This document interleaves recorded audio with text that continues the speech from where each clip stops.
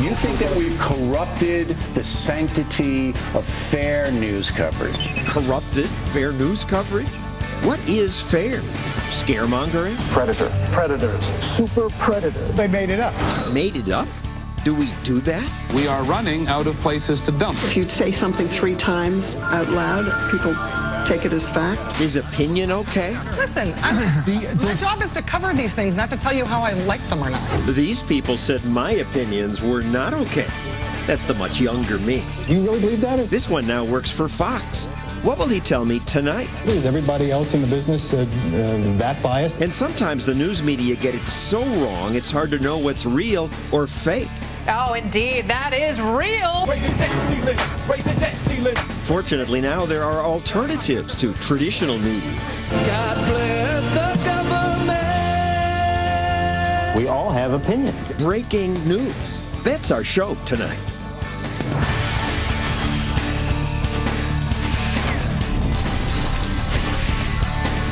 And now, John Stossel. Breaking news. Sometimes I think there should be a question mark after that word because a lot of what the mainstream media report is just nonsense. Scare stories, stories that miss the point, bias. The news is broken. I began as a consumer reporter. I exposed frauds. Half the time I paid $2 or $10 or $15 and got back nothing. I wasn't neutral. I wanted to punish those people, but I couldn't jail them or fine them. All I could do was embarrass them, and I tried very hard to do that. You are a crook. Well, the way you're putting this is true, that it does appear to be so. I clearly had a point of view. Was that wrong? Didn't seem wrong to me. I never went to journalism school. I never heard all the pompous lectures on objectivity and proper journalistic practice. And weirdly, since consumer reporting was brand new, media critics left me alone. In fact, they cheered me on, called my work a public service. They gave me 19 of these Emmy Awards because of my obvious agenda, which was lots of businesses are bad. Government must watch them and regulate them. But then I wised up. I learned businesses usually succeed by serving customers well, and that most government regulation hurts consumers by limiting choice and raising prices. But strangely, when I applied my same confrontational approach to government regulators, my ABC News bosses suddenly had objections. You can't say that. Once I became a skeptic of government, I had to fight to get my stories on ABC News. To be fair, I often won, but over time, less and less often. So I eventually left ABC and came here where I'm free to report on what I think is important. ABC's executives still won't admit that they have any bias, nor do the bosses at CBS, NBC, and PBS or NPR. I'm CBS News investigative correspondent Cheryl Atkinson. At CBS, investigative reporter Cheryl Atkinson was allowed to criticize the government. Cheryl Atkinson has the latest. She reported on Benghazi. It seems as though somebody decided to guide the American public's viewpoint toward that YouTube video. She revealed that bureaucrats didn't tell the truth about the Obamacare website. They say 9 in 10 people are at least able to create an account. However, I tried 3 times today to create an account, and the system, Scott, would not let me do it. So as you saw, CBS let Cheryl Atkinson do those reports for a while, but eventually something changed, and she's here to tell us what happened and why she left CBS. Cheryl? Hey, John, thanks for having me. So what happened? The newer management simply, in my view, did not want these government watchdog stories in general. There were times when they would let us do those and encourage us to do them, and then the light switch would go off and they suddenly wouldn't want them. But as time went on, the last couple of years in particular, it was harder and harder to get stories on television, not just about the government, but about any powers that be. That was very clear at CBS. Armin Katayan, our New York investigative reporter, left before I did. As you know, Lisa Meyer and Michael Isikoff have left their investigative reporting jobs at other networks. You had stories killed, or they just said, oh, we don't want that anymore? They would never say to you, oh, we don't want you criticizing our president. Absolutely not. Things like that are never said. I guess there's more of a signal set. There wasn't time in the broadcast, oh, we have to drop something and your story will have to wait. They question the stories to death, even when they're legally approved and perfectly solid. They keep questioning and turning them over and churning them around, and they kind of die the death of 1,000 cuts. That's what happened to me at ABC. I had well-rated stories on school choice and on government health care. And I tried to go back to this well when it was really in the news. Now there was a school choice movement. Now there was Obamacare. And my boss said, oh, you're just doing these predictable libertarian stuff. Nobody wants to watch that. But they'd rated well. During sequestration especially, our highly successful government waste follow the money stories, which we had done for years, primarily under President Bush, but not in particular because of President Bush. These federal bureaucracies persist from administration to administration. I argued they were more relevant than ever, and those are hugely popular with viewers. And we're talking about how money is spent and wasted and abused at a time, by the millions and billions, at a time when the government is spending more than it takes in, and talking about sequestration. You tried to do stories on green energy waste. Green energy was another topic. It began very popular. I did a very well-received story for CBS. And they, at one point, said, we'd love to have as many of those as you can give us because there were so many ripe areas to investigate. And I had been doing quite a bit of groundwork. You reported on Beacon Power, not just Solyndra. Beacon Power got $43 million despite having a terrible credit rating. There were so many of them. So after the first report, when they said, give us more, I never was able to get another one on at least the broadcast that said that because some light switch went off. There was a lot of pushback from the administration, which got their surrogates and bloggers involved to write false things about, sort of controversialize the reporting and make false accusations. That stuff takes on a life of its own. So you weren't fired. You just got frustrated and left? Exactly. I would find at CBS if they didn't want a story, which is fine. They don't want all stories. But then there's nothing I can do with it. You can't just go self-publish something. And these were very important stories, I felt, with whistleblowers who had gone out on a limb sometimes to expose something, and I thought they deserved exposure. Thank you, Cheryl Atkinson. So what's the truth? The big picture. Do reporters spin the news? Do news bosses routinely censor stories? Push out reporters who don't toe the liberal line? Let's hear from the man who, for years, has been, in my opinion, America's most respected media reporter. For many years at the Washington Post, Howard Kurtz. So, Howard, is there a left-wing bias in most media? There's no doubt in my mind, John, that most reporters are to the left of the general population on social issues, abortion, gay marriage, guns, you name it. On politics, maybe so, but I think it affects their reporting less than on the social issues, where I do think the way that stories are framed reflect a little bit of a liberal sensibility. On politics, there's a sense that, well, you got to cover both sides, but when it comes to gun control or government regulation, of course there has to be more regulation. That's just common sense. Unlike the pundits who pop off on TV and spew opinions for a living, most people who are working reporters, and particularly in covering politics where you do try to tell both sides, they wouldn't have gone into that line of work if they wanted to be activists.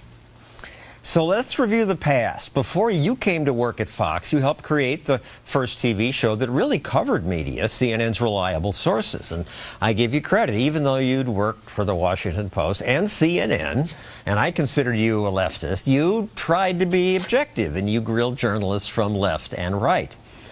But after I became a libertarian and ABC aired my TV specials like, Are We Scaring Ourselves to Death?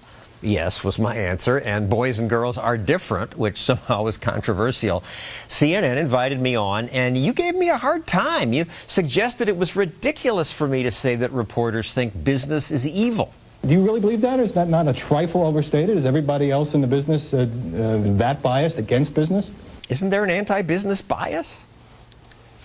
Maybe at times, but I'm sure you understand, given your long years of experience in the business, John, that as an interviewer, and by the way, I invited you on. I was the one who wanted to talk to John Stossel. Okay. It's my job to push and prod and test your arguments. That's what I was doing in the role of host. Fair enough. But the title of the show was Objectivity and Journalism. Does John Stossel practice either? And you're really saying I wasn't objective or a journalist. I've got to push back a little bit here and say I am not a leftist, nor am I a right-winger. I am somebody who tries to be down the middle. You're free to critique whether that's true or not. But I actually admired some of what you did when you kind of evolved or emerged as a full-throated libertarian, because you questioned the notion that, well, should the FDA always regulate something? And I thought that you were a refreshing voice on that, and you did it even when you worked at ABC News, where I'm sure it was not always the most comfortable position. At the same time, I tried to apply to you, as I do to everybody, whether right, left, or center, libertarian, vegetarian, skeptical questions. I see that as my job. And that is your job, and you did that. You were more fair than your angry colleagues who laid it on pretty thick. Aren't you really a commentator? And if you called yourself that, couldn't you be just as effective and stop this kind of ethical boundary problem that all of us seem to have with what you do? All of you had an ethical boundary problem? Not me. That sounded accusatory to me. I don't think I used that kind of tone or that kind of language.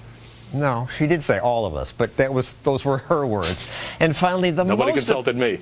The most obnoxious guy on the panel was Bernard Kalb, who objected to my saying this. I'm saying that nobody is perfectly objective. We all have opinions. Yeah, but there are degrees. You come out, for example, in your reporting, and you get big audiences, and how ABC lets you practice this kind of partisanship is a triumph for your agent. Ooh, it sounds so sleazy. And then he said someone listening for the facts would have trouble with some of yours. So I don't expect I'm not getting Bernie Kalb to defend himself, but I agree with what you said. There's no such thing as pure objectivity. We may strive for it. We're all the product of our experiences and, yes, our biases. Those of us on the reporting side of the business try, with mixed results, to be fair. Thank you, Howard Kurtz. His fine show about the media called Media Buzz now airs on Fox on Sundays. So you at home, what do you think? Is Howard Kurtz objective? Am I? Is Fox fair? If you tweet us at FBN Stossel using the hashtag media, we can keep this conversation going. Coming up, sometimes news is so sensationalized it's hard to tell whether or what reporters say is real or fake. We'll have a quiz show to see if we can tell the difference. But next, I admit I have opinions. My next guest says, good, because all journalists are biased and we ought to admit it.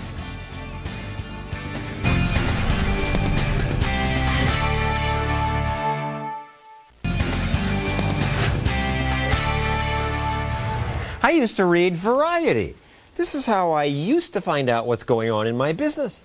I also read electronic media and TV Newser. Now I don't subscribe to any of them. I just scan a website called Mediaite. It gives me a daily summary of what's controversial, or funny, or stupid in today's media. There's plenty of that. The editor-in-chief of Mediaite is Andrew Carell. So thanks for saving me money. You recently wrote an article that would annoy traditional journalists. You said, there's no such thing as an objective journalist. Get over it. That's right. I mean, every journalist has a point of view, and they don't just magically check it the minute they walk in the newsroom door. And I think journalists would be better served, and news consumers would be better served if they just admitted their opinions, and we judge reporting based on the toughness of it, the accuracy, the fairness, and not whether or not this person pretends to be a eunuch without a point of view. And reporters do pretend to have no point of view. But even if you're covering the building burning down, you're making choices as to what you mention and what you don't. Right. There's selective bias. There's confirmation bias, things that comfort your point of view. There's all kinds of ways in which you may not even think that you're having a bias. It's unavoidable. And media calls out people for this and points out who's left and who's right. Yeah. And full disclosure, I should say, he used to work for me. So that may taint this interview. Take it with that grain of salt. I left for good reason. That's what. Ooh, okay. We'll have to discuss that later. You like the website. Okay. But people say, oh, the golden age of media was Cronkite, Murrow, and they were just down the middle. Sure. We get misty-eyed thinking about those golden days when there was Maybe one you or do. Two. Well, I wasn't around for it. I know, babyface. But, you know, there were 2 or 3 guys giving you the news on a nightly basis, and Cronkite closed with that's the way it is. And it's nice to have that authoritative voice, but it's better to have choice. The market responded. There was no act of government or God. It was just, you know, the market responded, and we got Drudge Report, we got Fox News, we got talk radio, which, I mean, there's problems with all of this, but the market is continually innovating and creating new niches in the media. I mean, you know. And having those more overtly conservative voices in media upset the lead anchor at my former network after ABC aired my reports that had a more anti-government point of view. The late Peter Jennings stopped speaking to me. If he saw me in the hall, he'd do this. He was embarrassed that I was at ABC. And around that time, Jennings went on Jon Stewart's show. The big accusation is that the major press, the media elite, so to speak, has a liberal slant. Do you think that is an actual problem? You know, when I started in this racket to go off and save the world and tell the truth was a liberal instinct. Right. Helping people is a liberal thing. That's that high and mighty attitude that is it's troubling. Like if Peter Jennings had just admitted, I'm a liberal, but I'm going to try my hardest to report fairly and accurately, and you can judge my reporting based on that, then everybody would have been fine with that. The biggest poobah of journalism, even more than Jennings, was Ted Koppel, host of Nightline. In the Washington Post, he wrote that the success of Fox and MSNBC is a source of sadness for me. It's not good for the Republic. This is to journalism what Bernie Madoff was to investment. Madoff told his customers what they wanted to hear, and by the time they learned the truth, their money was gone. Bill O'Reilly interviewed Koppel about his complaints. You think that we've corrupted the sanctity of fair news coverage? I think it's made it difficult, if not impossible, for decent men and women in Congress, on Capitol Hill, to reach across the aisle and find compromise. Some people might not think that stalemate is actually a bad thing. Maybe I don't think we libertarians want them to be stalemated. We want them to keep arguing. But we have differences. Yeah, and I mean, the problem is people think this creates an echo chamber where you have lots of people only reading the news that they want to read. And that is a problem, but I think and that's his Bernie Madoff point, telling people what they want to hear. Right, but even in that compartmentalization, I guess you can call it, even in that, you're getting good reporting. Like, you know, you can trust somebody like Glenn Greenwald, who is... He is an out-and-out civil libertarian. He makes his opinions very known, but his reporting won him a Pulitzer. He did tough reporting, he spoke truth to power, and he was accurate. So now we have a number of media outlets that have a point of view, and that's great. But some opinionated people are strangely reluctant to admit that they have opinions. Here's Rachel Maddow denying that they express their opinions. Are you a fan of Romney Care? What? Make your point. I'm sorry, I'm asking that. You're not for Romney Care? You're not for Romney Care. Leave me alone about Romney Care, all of you. That's what no to me. I don't know. I mean, listen, my job is to cover these things, not to tell you how I like them or not. Oh. That was a couple of years ago. Maybe she admits it now. No. No? Really? No. I mean, you know, she still has this sort of, I'm just reporting it as it is for you progressive folks who happen to be watching my show. She's openly liberal, but on her show, she presents it as just straight talk. Thank you, Andrew Carell of Mediaite. Coming up, new ways to get around the mainstream media. Selling hopes like selling soap, son, I'll tell you why. You can't make either one without a little bit of lie.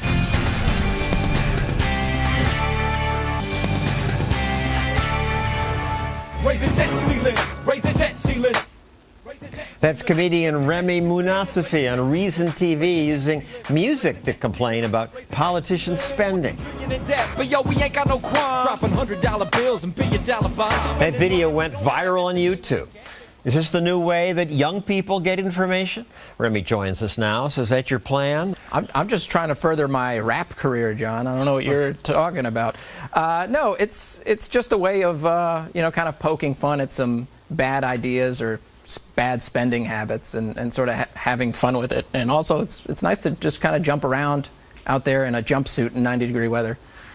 But in comedy, in music, it's unusual to worry about government spending or to be a libertarian. Why are you one? It's just looking at debt, looking at deficits, looking at spending, and just saying, well, this doesn't work, this doesn't add up. And your father came to America, escaped Iraq to come to America, so it gave you a respect for individual liberty? Yeah, that's sort of something I always started with. And sort of in college, I got into reading economics in business school and Milton Friedman and Thomas Sowell, and it sort of rolled from there. Those are good choices. If you haven't read them, I would suggest True, yeah. it. Here's another example of his work, the one that got your name out there. Pay taxes on my clothes and food, pay taxes on my place, pay taxes on my moisturizer. During the 2008 presidential campaign, CNN and the Democratic candidates agreed to take YouTube questions. And CNN took this one from Remy. My taxes put some kids through college I can't afford to send myself. Now tell me, if you were elected president, what would you do to help? Also, I got a parking ticket last week. Could one of y'all pardon me? Senator Biden, this guy's overtaxed. First of all, change the tax structure. Well, I don't think he's going to solve anything, but you must have been excited to be picked. And yeah, I hadn't seen that clip in a while. Do you remember John Edwards? He was in there. I forgot about him. I try to forget about him. Remy's newest video highlights the scandal surrounding VA hospitals. We're gonna grab a piece of paper, yeah, and we'll make a second list. Yeah, wait, what? We'll just say that wait times aren't that long and that no deadlines were missed. And when people die, we'll cross them off and pretend they don't exist. Holy crap. 'Cause there ain't no doubt we can't be fired. God bless the government. I'm glad you included that line that we can't be fired. They just accept that. Yeah, I mean, what I was sort of trying to do there is sort of highlight the difference between, you know, this government bureaucracy and just the real world. And, you know, in the real world, you wouldn't see people dying on these wait lists and think the answer was to just fraudulently change the wait list because there is no consequence for doing so. And the young people who work with me keep telling me I should use more of your music. Frankly, a lot of it just goes over my head, but I'm told I think that's a great idea. I like that idea. I'm told this is how young people learn about the world, and we hear that more young people get their news from Jon Stewart than any place else. But more recently, there was this poll from Brookings. How much do you trust TV news sources? Fox came out on top, at the bottom MSNBC, and near the bottom with 8% Jon Stewart. So apparently the young viewers, they watch it, they like it, they laugh, but they don't necessarily trust the information. And maybe they don't trust you either. Well, I mean, to speak for the Daily Show, I think that's a great show. It's really funny. I don't know if I would necessarily say it's my most trusted source of information. I mean, I was watching This Week, and they were talking about the need to pay everybody a living wage. And I mean, we realize that they have unpaid internships at the Daily Show. I mean, that's not a secret. So I think people probably, at least the people that answered this poll, maybe recognize some of that inconsistency. Finally, once it became clear that Obamacare wouldn't deliver all that was promised, Remy inserted himself into a real White House press conference. That was clever.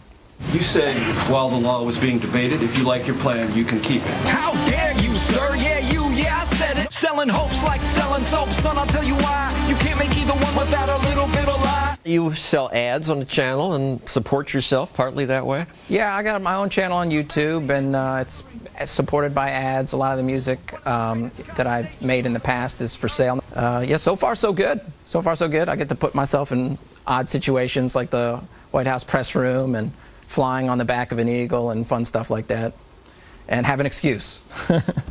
Well, I'm glad you do. Thank you, Remy. Next, big stories that the media got utterly wrong. We have word now of an explosion. The Tawana Brawley case. Abducted and raped by 6 white men. There's certain ideas that people want to believe.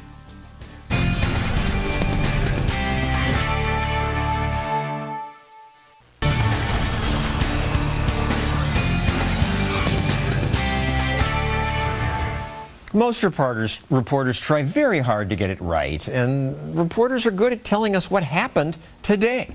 What building burned down, what army invaded, the damage from a tornado. But when it comes to news that happens slowly, the media often get it utterly wrong. And I suspect they're getting it wrong now about things like global warming, trends in gun violence, GMO foods, any story related to science or statistics. Heck, basic math. It's a threat to many reporters. Combine that with the news proverb, if it bleeds, it leads, and you get some very misleading reporting. It's not that they do it on purpose. They want to give us the facts. But the people who bring reporters' story ideas are alarmed, and then we get alarmed and eager to rush that news to you. We know that the scarier and more bizarre a story, the more likely it is that our bosses will give us airtime or a front-page slot. Fear sells. If the story turns out not to be true later, well, so what? Everyone's moved on to the next scary story. And that's why it's good that now there's a new media organization called Retro Report that reveals media hype of the past. We have word now of an explosion.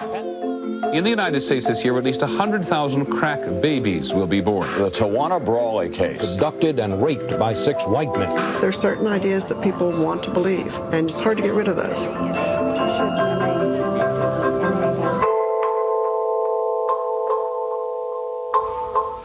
The executive producer of Retro Report is Kira Darnton. Welcome. So why did you do this? Well, we like to think that Retro Report is a counterbalance to the 24/7 news cycle, that as the pace of news has gotten so quick, you never really get to see the end of the story. Did predictions panned out? Were promises kept? And so we're building an online living library of modern news events where you can come to our website and you can interact with these different stories and really learn about, get new context and perspective, both for what happened then and what they mean for us today. Now, Retro Report took a look at a scare story that frightened everyone a number of years ago: crack babies.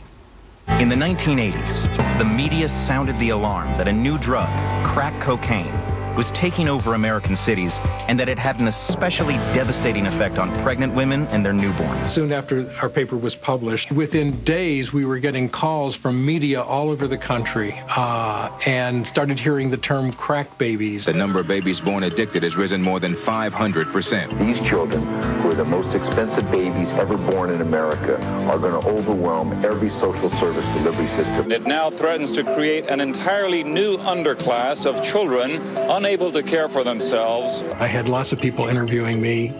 Yeah, he did. He was the scientist who promoted the research that created the alarm. And Kira, how many babies who had been exposed to crack did he study? Only 23, so it was a very limited study. And he saw things like the tremoring babies and the high-pitched cries, and he thought this was a sign of major damage, but it turned out to be nothing of the sort. These babies all kind of developed in mostly normal ways. And yet there was... Fetal alcohol syndrome turns out to be much worse. Alcohol was worse than crack. Much worse, it turns out. But there were real implications to this, right? The story just became such a phenomenon, and all of a sudden there were laws passed and women were incarcerated for having cocaine in their bloodstream, and this, beyond even the stigma, babies were deemed unadoptable because they were crack babies. It shows the power of these false narratives that can really... And the false narrative fit both the left and the right, because the right wanted to demonize cocaine and the left wanted more money for social programs. And it also fit the third kind of bias, right, which is getting the story quickly, right? So not waiting and saying, well, here's a limited study, let's wait 6 months and see if anything comes of it. But also just that the myth persisted. I mean, this is 30 years later we're doing this People story. still think crack babies People still think were it. permanently damaged. And you actually, are pretty early on, about as the new research was coming, did a terrific piece. Thank you. I will be self-serving. I'm glad she mentioned that, because I exposed this in one of my specials on junk science. 15 years ago, newspapers like Rolling Stone told us children born to crack-addicted mothers were like no others. They lacked part of the brain that made them human, would make them wild, dangerous, oblivious to affection. They were like no others. It was disgusting. And thank goodness for Claire Coles of Emory University, the scientist who finally blew the whistle. Which is, if people hear something 3 times, they think it's true, and that's what we're hopefully building at Retro Report, is a place to counteract some of those. I hope so. Here's another scare story where the media went nuts. There's a tidal wave of juvenile violent crime right over the horizon. Super predators. Who is so impulsive, so remorseless, that he can kill, rape, maim without giving it a second thought. This country went into a moral panic. over super predators. They made it up. I did sound an alarm, and I did use some rather strong language in terms of what might happen if we didn't react quickly. The term super predator originated from an inmate who said, as almost a throwaway line, he said, "Oh, these kids, they're stone cold predators." Super predator, predator, predators. One throwaway line from an inmate, and it became the theme. Once they latched onto this word super predator, everything changed. It just exploded in a way because it's this really evocative, disturbing, terrifying word, super predator. And yet, of course, now we know that none of that happened, and the crime rates were actually already starting to fall and have continued to fall. Other things you've covered, 3 Mile Island, the Tawana Brawley case, the McMartin preschool, where these teachers were accused of molesting kids in bizarre ways. No one could believe kids would make stuff up, but when police keep questioning them, they did. Lives were wrecked. I'm glad you're setting the record straight. Thank you, Kira Darnton. Next, Real or Fake, our game show, where we try to guess which bizarre media comments were real and which were made up by the staff over here.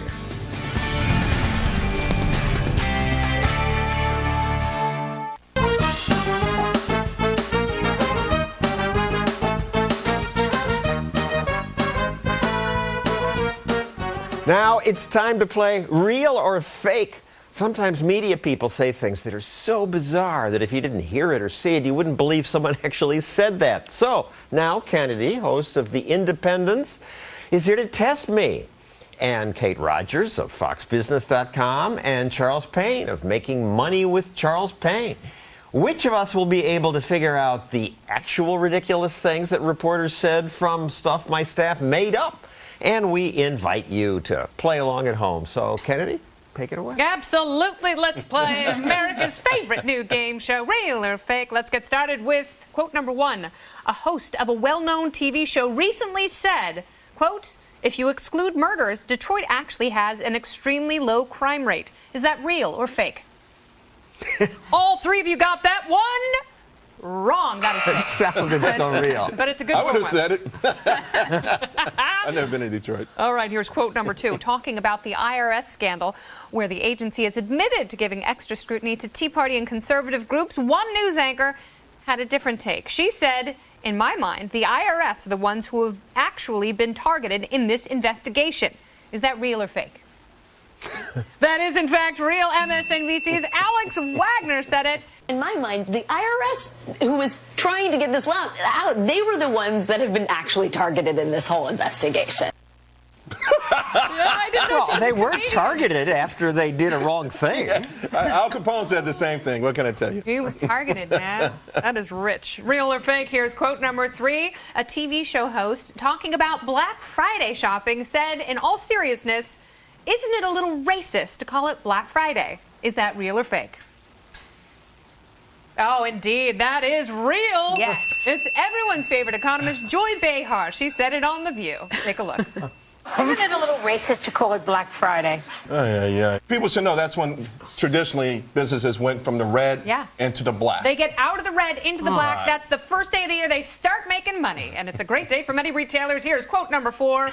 A young whippersnapper who recently got his very own TV show described his influences during his very first show. He said, quote, "I grew up watching the greats of TV news, Murrow, Cronkite, Colbert."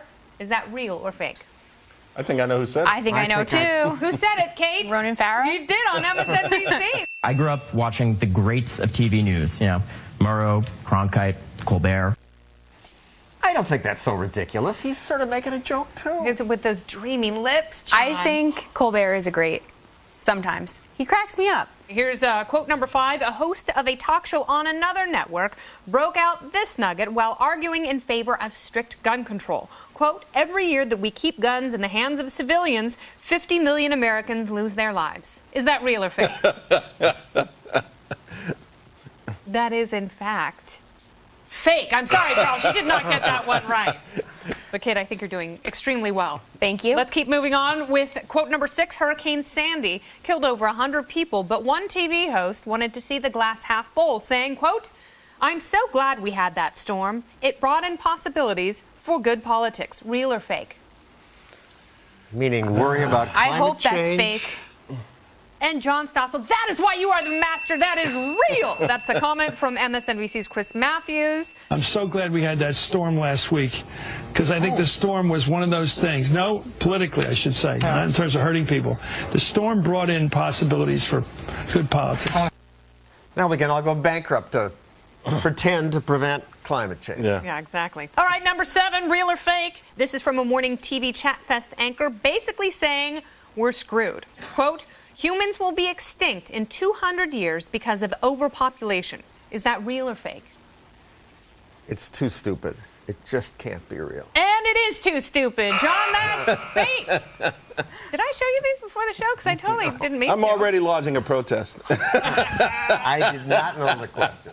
All right, here is the final quote in real or fake. It's a TV show host talking about global warming, and this host said, quote, so I'm running in the park on Saturday thinking, this warm weather is great, but are we all going to die? Is that real or fake? That is, in fact, real. That was Meredith Vieira on the Today Show. I'm running in the park on Saturday in shorts thinking, this is great, but are we all going to die? You know, I can't figure this out. Okay, good news, bad news. You all made the podium. Charles, you came in 3rd. Kate, you were 2nd. That means John Stossel, yes. You are the winner. And she is right. We all are going to die at some point. At some point we are, John.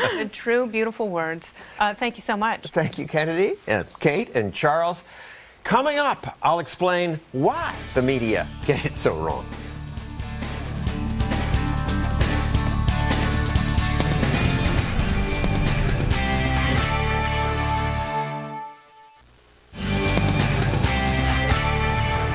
I'm John Stossel, Channel 2 News consumer editor, and I'll have a report on some of the chemicals that they're putting into our food. Hey, that hair was in style back then, and so was obsessing about chemicals put in food. Activists were certain the chemicals had caused a cancer epidemic. It turned out there was no cancer epidemic, still isn't one. Most cancer rates are flat or down. Yet the media misled us so often that people still think there's a cancer epidemic. And of course you would if you listened to me. Here are some of the cancer scares I reported on and believed in. And of course I believed. So would you if you were a young reporter. Scientists we interviewed were alarmed. They had data that proved coffee causes pancreatic cancer and cell phones cause brain cancer. Other scientists were skeptical, but they were harder to interview. What was in it for them? What do they gain by taking time from their own research to try to educate stupid reporters? Plus, if they were quoted, they'd make enemies. It's easier just to avoid the media. So we talked to the activists, and we trusted them. They were like us. They wore blue jeans, and they wanted to protect people. There were some corporate scientists who were skeptical, and we'd interview them, but they'd be funded by business. They wore suits. Why would we trust them? And they were boring. Lawyers had told them, be careful when talking to the media. Plus, a scientist saying, we don't really have good evidence that coffee causes cancer. It's just not as interesting as one saying, coffee may kill you. So I reported the scares, not just cancer scares, these others too. If you hype things like that, people pay attention to you. CBS even ran this John Stossel Consumer Reporter commercial that made me look like a hero. John Stossel is sort of like a guardian angel or something. I just have the feeling that he's going to keep me from making great mistakes. That's me, your guardian angel. Bunk. Your guardian angel is a free and open society, one that allows the innovation that gives us longer lives and around the world has lifted 1 billion people out of poverty. But covering things like that is a problem for reporters because the press is biased toward government action. Think about it. You're a reporter assigned to cover some disaster. You go to a new town after a tornado or flood. You record the damage, interview victims, but then for the facts, the big picture, where do you go? To someone official, a police chief, a mayor, someone important. It's natural to turn to them, but government officials have a bias toward government solutions. It's a closed loop. Press goes to government for information, and the information it gets implies government's the answer. This is a bad cycle. And finally, one more reason we get it wrong is that it's hard to cover things that happen slowly. the plane crash, the war, that's easier. The reporter can see what he's reporting on. He knows where to go. Compare that to science that lengthens lives or innovation that lifts people out of poverty. That happens constantly all over the world, but I don't know where to point my camera. Recently, President Obama said this. The world is less violent than it has ever been. It is healthier than it has ever been. It is more tolerant than it has ever been. He was mocked for saying that, but the president was absolutely right. Despite the violence in the Middle East, the world today is less violent than it used to be. Here's a graph of deaths from war. Also, people are healthier than ever and more tolerant. Let's not underestimate that. In just a few decades, life has improved dramatically for blacks, gays, and women. Check out this newspaper story from last century. For and against wife beating. Votes for women put in background. Whether to beat your wife is the latest controversy. Dr. Waugh says, beat her. She needs it. Mrs. Samuels explains, it's well known that women love most the men who are cruel to them. Today we consider that absurd and harmful, but how would a reporter cover that change in attitude? Maybe today in Pittsburgh, 6 people changed their opinion about wife beating. But that's crazy. The reporter wouldn't know who they were, and even if he did, these gradual changes are not what people consider news. The news is broken, not just because we're politically biased, but because most good news and most important news happens slowly. That's our show. See you next week.